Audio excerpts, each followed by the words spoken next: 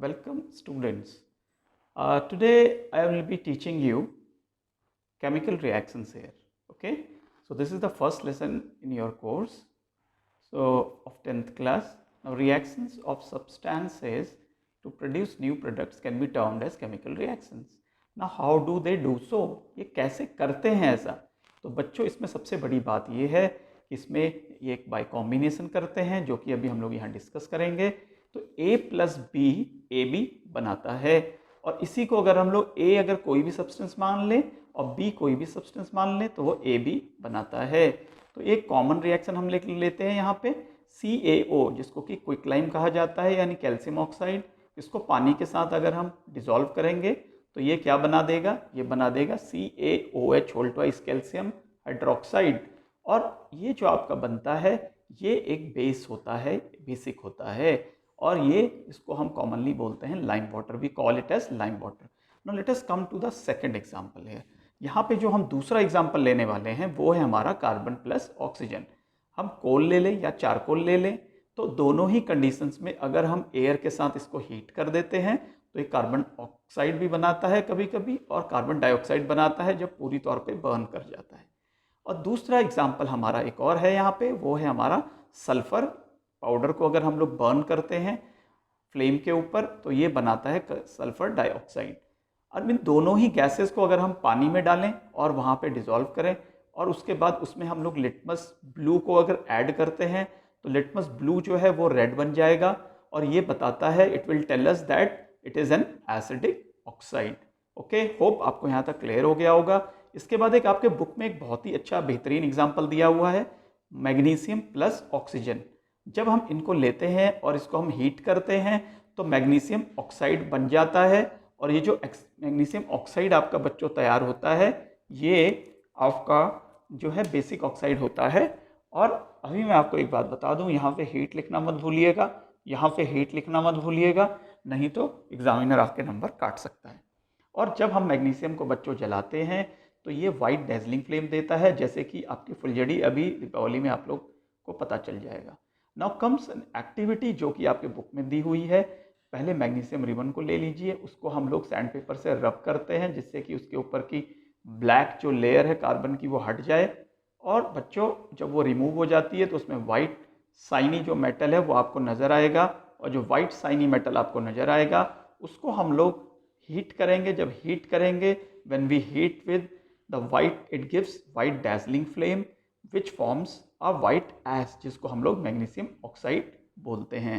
अगर हम magnesium oxide को पानी में लेंगे और उसके बाद उसको हम डिसॉल्व करेंगे, इट डिसॉल्व पार्शियली, वो हल्का सा डिसॉल्व होता है।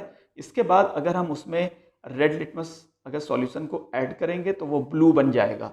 अगर वो ब्लू हो गया तो इसका मतलब वो आपका बेसिक ऑक्साइड है।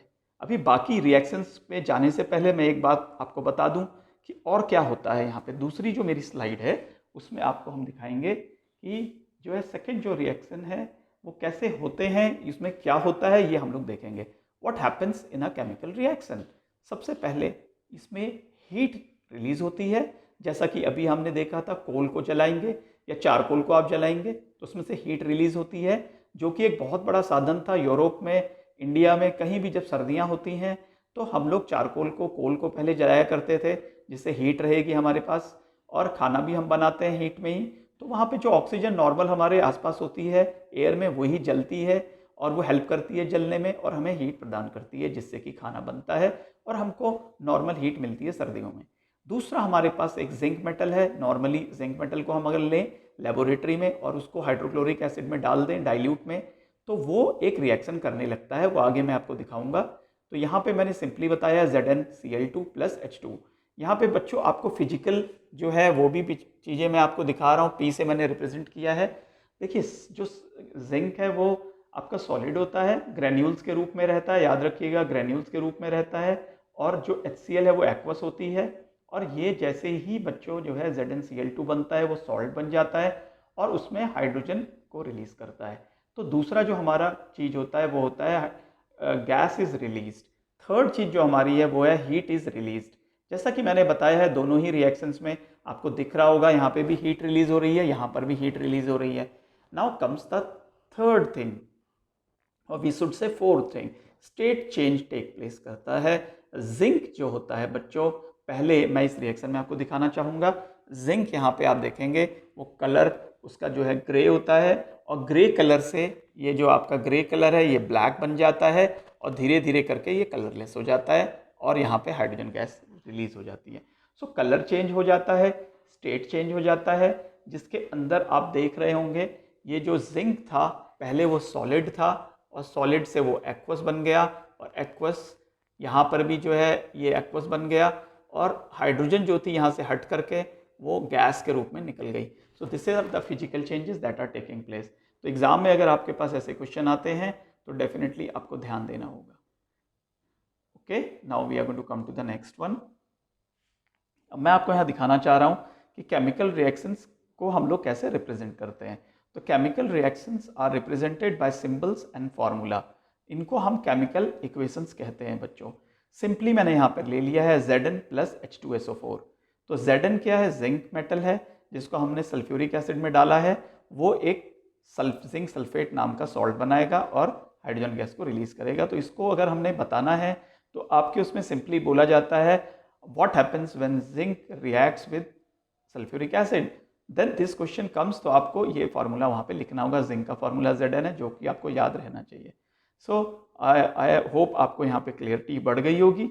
अभी मैं आपको नेक्स्ट जो मेरा यूट्यूब है उसमें मैं बाकी के जो है रिएक्शंस को लेकर के आपको समझाऊंगा। Thank you children.